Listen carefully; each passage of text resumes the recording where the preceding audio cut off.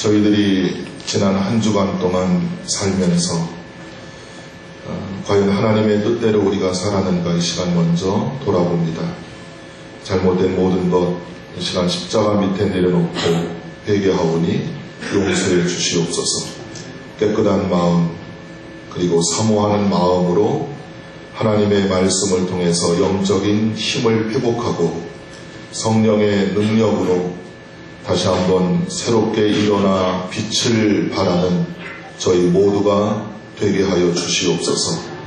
부족한 종을 붙잡아 주시고 하나님 주신 말씀을 강하고 담대하게 전할 수 있도록 듣는 자마다 하나님의 영광을 위해서 일어나는 새로운 생명의 역사가 나타나도록 축복해 주시옵소서. 시종을 주께 의탁하옵고 예수님의 이름으로 기도하옵나이다. 아멘.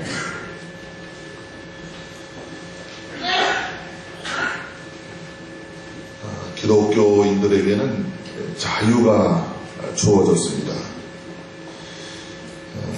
5장 1절 말씀 같이 한번 보시겠습니다. 갈라디아서 5장 1절을 보시죠.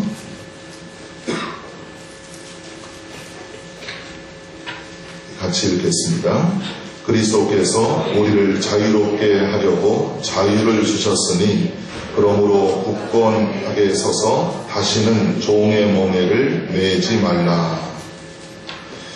이 자유는 영적인 자유입니다. 예수님이 피 흘리셔서 우리를 죄로부터 마귀로부터 건져주시고 자유하게 하셨습니다. 그래서 다시는 종의 멍에를 매지 말라 그랬습니다. 영적으로 자유를 얻었는데도 우리는 다시 세상으로 들어가서 세상에 붙잡히고 죄에 붙잡히고 마귀에게 붙잡히는 그런 종이 되면은 안 된다는 것입니다. 요한복음 8장 32절 너무나 우리가 잘 아는 말씀이죠. 진리를 알지니 진리가 너희를 자유하게 하리라 그랬습니다. 진리의 말씀은 우리에게 자유를 줍니다. 예수님은 우리에게 자유를 주십니다. 바울은 갈라디아 교회 성도들에게 신앙인의 자유의 바른 사용 방법에 대해서 이야기하고 있습니다. 엄청난 자유가 주어졌기 때문에 이 자유를 어떻게 사용할지 사람들은 모릅니다. 그 에덴 동산의 좋은 최상의 환경 속에 아담과 이브가 살게 됐는데 자유를 누리는데 그 자유를 어떻게 사용할지 아담과 이브는 오히려 혼란스러웠어요. 그래서 급기야는 그 자유에 대한 오용이죠. 남용입니다. 하나님이 금지하신 선악과까지 따먹는 잘못된 자유를 사용했습니다. 자, 13절을 보시겠습니다. 오늘 말씀 5장 13절 보시죠. 읽겠습니다. 시작. 형제들아 너희가 자유를 위하여 부르심을 입었으나 그러나 그 자유로 육체의 기회를 삼지 말고 오직 사랑으로 서로 종노릇하라. 기독교인들은 자유를 위해서 부르심을 받은 그런 사람들입니다. 얽매이는 게 없어요. 하나님이 자유를 주셨습니다. 그러나 단 성경은 그 자유로 육체의 기회는 삼어서는 안 된다고 했어요. 육체의 죄를 지면서 욕망 따라 죄를 짓는 기회로 삼어서는 안 된다고 하는 것입니다. 아이들에게 네 맘대로 해. 그러면 애들은 막막해 합니다. 왜? 다 모든 걸 부모님의 어떤 지시에 따라서 살았기 때문에 부모님이 애들만 놔두고서 어디 뭐 휴가를 간다, 어딜 간다 그러면 애들끼리 어떻게 할 줄을 몰라요. 그럼 아주 무분별하게 방종하게 됩니다. 육체의 기회를 삼지 말라. 사랑으로 서로 종노릇하라. 예수님의 사랑으로 종노릇하라 그랬습니다. 저는 오늘 이제 5장 16절에서 21절까지 말씀을 가지고 육체의 욕망에 대한 문제, 이것을 전하고요. 육체의 열매, 죄의 열매입니다.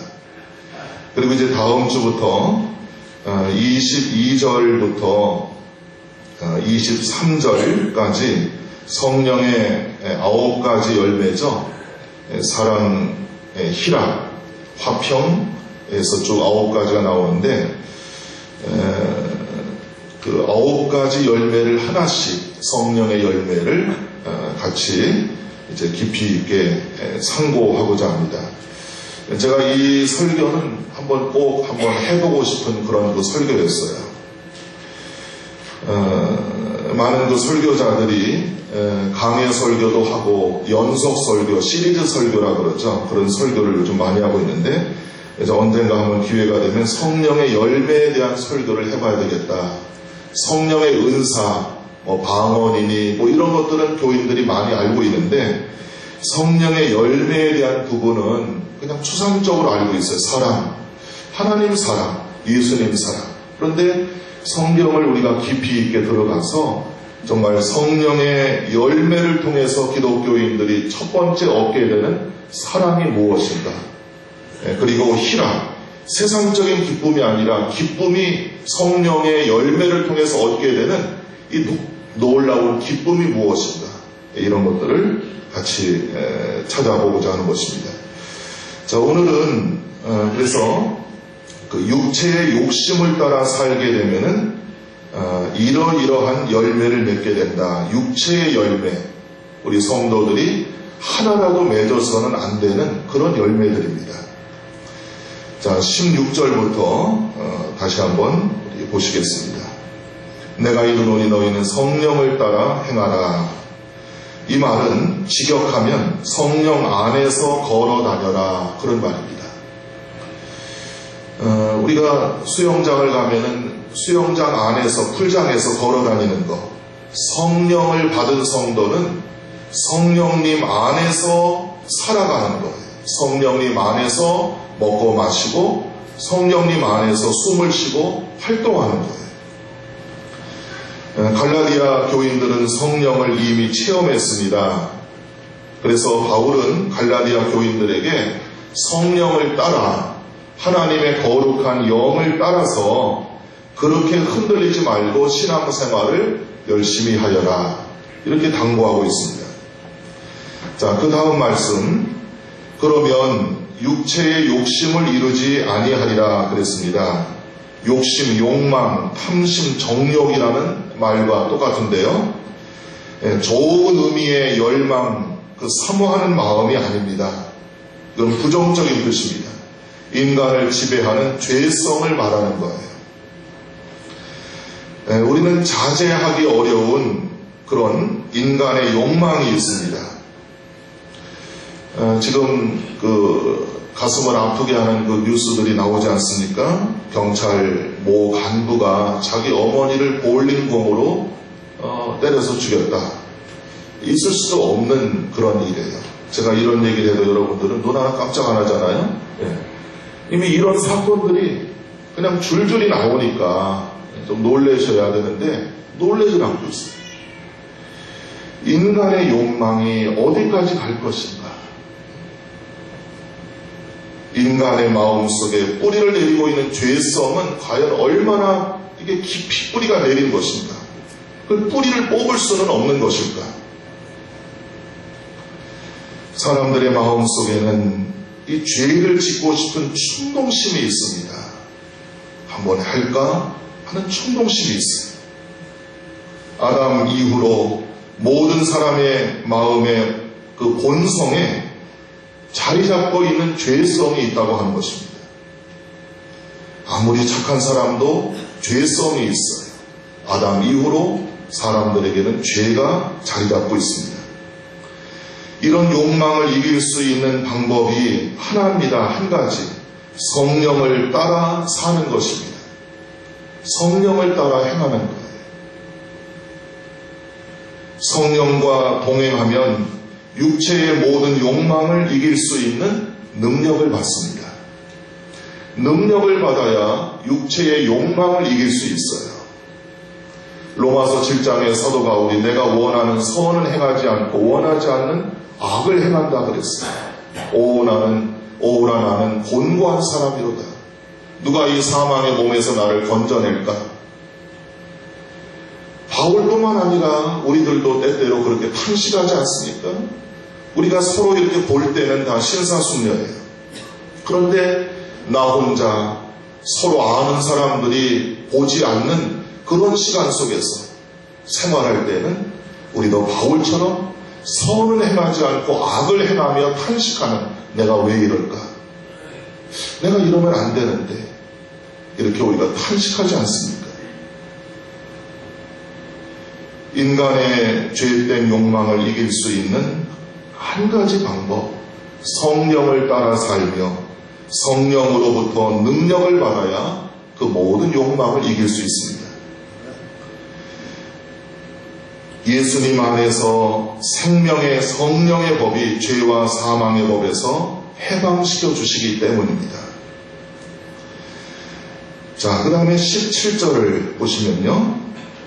육체의 소욕은, 육체의 욕망, 육체의 본성은 성령을 거스르고 서로 충돌이 일어나요. 우리 마음속에, 우리 의식 속에서 육체적인 욕망과 성령님의 그 능력이 서로 충돌을 일으킵니다. 물론 성령의 능력이 월등히 강하죠. 하지만 구원받은 성도들도 육체적인 욕망이 있습니다. 여러분, 은혜 받았다 그래서, 믿음이 좋다 그래서 육체적인 욕망이 아예 1%도 없을까요? 그렇지 않습니다. 누구에게나 육체적인 욕망이 있습니다. 죄성에 이끌리고 죄를 지을 수밖에 없는 흔들리는 그런 연약함이 있다고 하는 것입니다. 그 육체적인 욕망은 우리 마음속에서 늘 계속해서 반복해서 우리를 흔들어냅니다. 그리고 성령의 인도하심을 거부하게 합니다. 성령님은 하나님의 뜻대로 살라고 우리를 이끌고 가시는데 이 죄성은, 인간의 욕망은 우리를 성령님으로부터 멀어지게 만드는 거예요. 예수를 믿으면서도 여전히 옛 성품이 남아있어서 육적인 욕망을 따라 죄를 지으면서 살게 됩니다.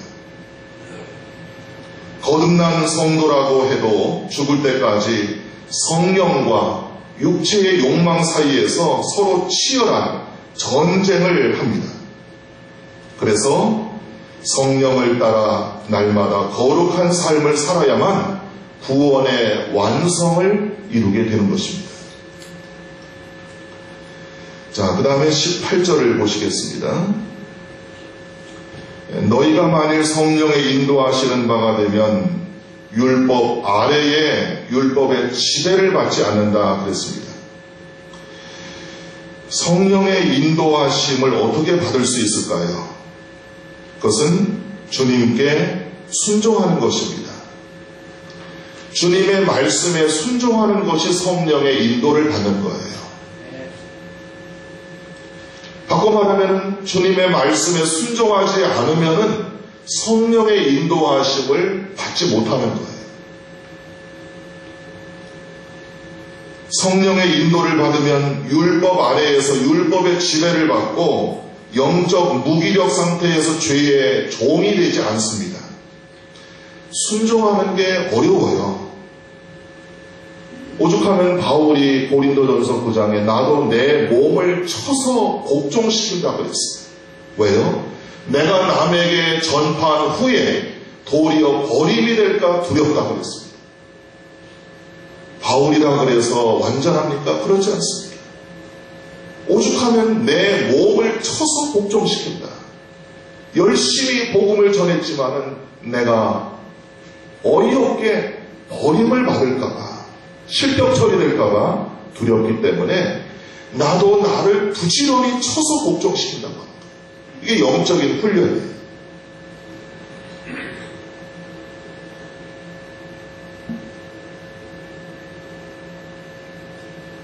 순종을 할 때에 힘들지만 그 순종의 결과는 이루 말할 수 없는 그런 좋은 결과, 기쁜 결과가 나옵니다. 자, 그 다음에 19절, 20절, 21절입니다. 이제 19절, 20절, 21절부터는 육체의 일, 육체의 열매. 우리가 육체의 욕망을 따라 살면은 15가지인데요. 15가지의 열매가, 결과가 나타난다고 하는 거예요.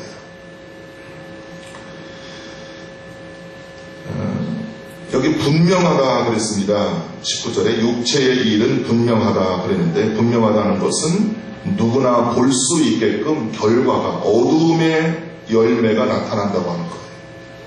선행도 볼 수 있고 악행도 사람들이 볼 수 있습니다. 분명하게 결과가 드러나는 거예요. 제일 먼저 19절에 그 세 가지를 우리가 묶어서 순결과 반대되는 열매들입니다. 육체의 일은 분명하니 곧 음행, 더러운 것, 호색, 이 세 가지인데요. 이 세 가지가 순결과 반대되는 육체의 열매들입니다. 제일 먼저 음행을 보시죠. 이건 음란이라는 말과 똑같습니다. 부정하고 불법적인 성관계를 말합니다. 성관계는 결혼한 부부 안에서만 가능한 것입니다. 지금 아프간인가요? 거기서 유부남과 19살짜리 소녀가 이 성관계를 불법적으로 맺어서 투석형, 사형을 받았습니다. 돌을 맞아서 피 흘리면서 죽은 겁니다. 그게 동영상으로 전 세계에 보여졌습니다. 중동 사람들, 이 아프간도 그렇고 다 그 회교를 믿기 때문에 아직도 원색적인 그런 그 처벌을 하죠. 도둑질을 하면 손을 자르고, 간음을 하면 돌로 쳐서 죽입니다. 불쌍하다는 생각이 들었습니다. 참 불쌍하다.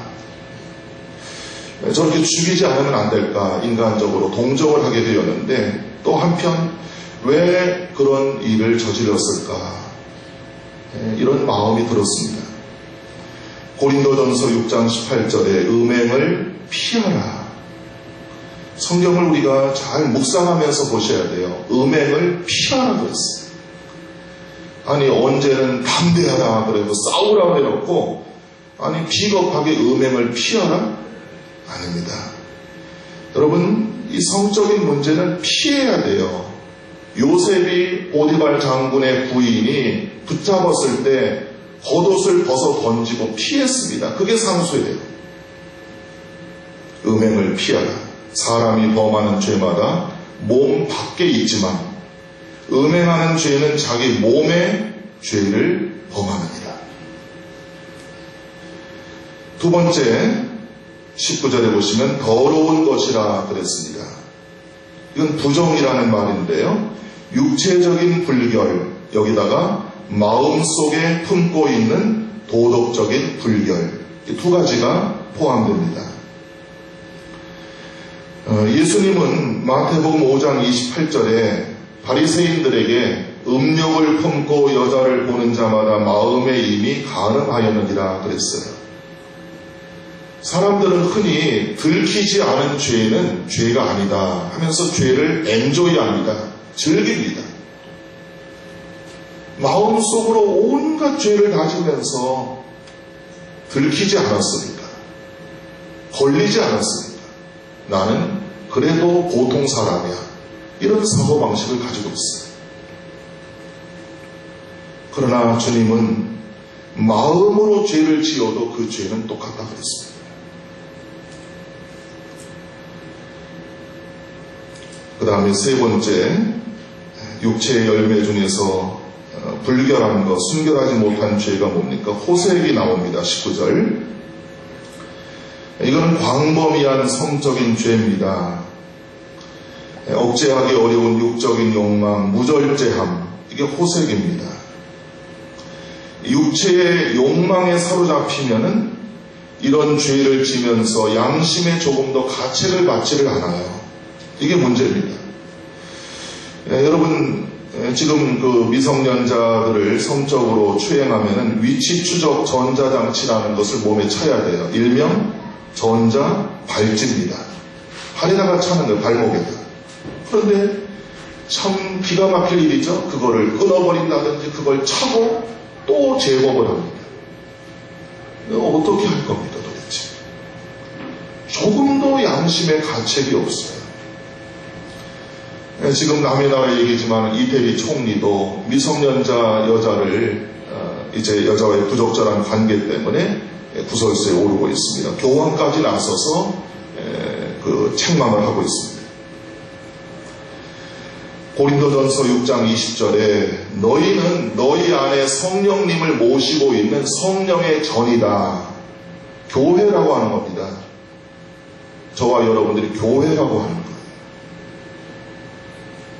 값으로 산 것이 되었으니 예수님의 피로 값주고 산 것이 되었으니 몸으로 하나님께 영광을 돌리라. 이 몸으로 비록 몸은 점점 약해지고 이 몸은 죽으면은 흙으로 돌아갈 몸이지만 아직까지 쓸 수 있을 때 이 몸을 가지고 하나님께 영광을 돌리며 살라는 것입니다. 우리 성가대도 마찬가지예요. 여러분들의 입술, 몸으로 하나님께 영광을 돌리는 거예요. 다 그렇습니다. 여러분들은 지금 몸으로 하나님께 나오셔서 영적인 예배를 드리시는 거예요. 너희 몸을 하나님이 기뻐하시는 거룩한 산 제사로 드리라. 이는 하나님이 기쁘게 받으시는 영적 예배라 그랬어요.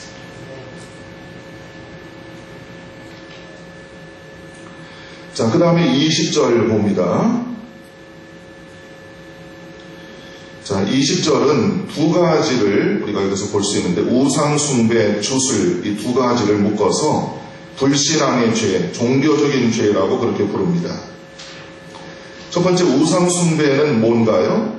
이거는 하나님 말고 다른 것을 하나님처럼 섬기는 것, 예배하는 것. 우리의 예배의 대상은 하나님 한 분이십니다. 믿습니까? 하나님 한 분입니다.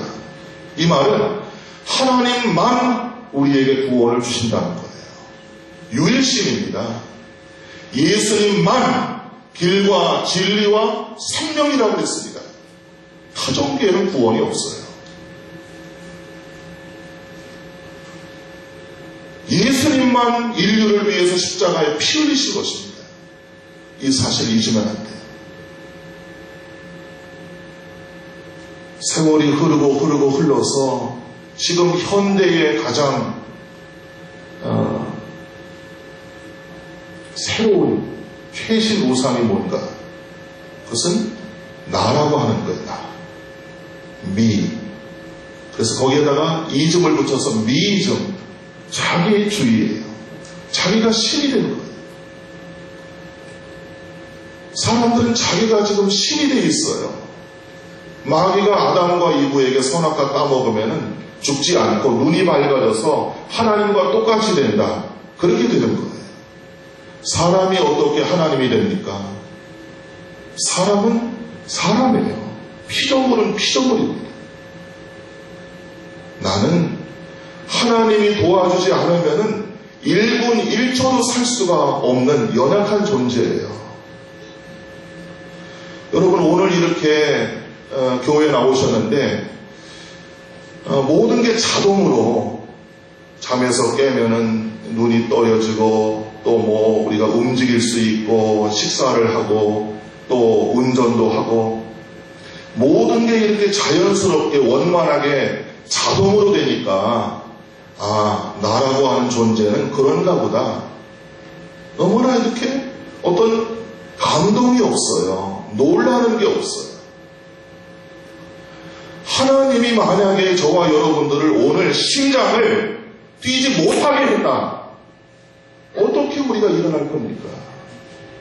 갑자기 내 눈이 감겨져 있어요. 눈이 열리질 않아요. 어떻게 앞을 바라보고서 교회를 옵니까? 우리 너무나 자연스럽게 그냥 간격이 없어요.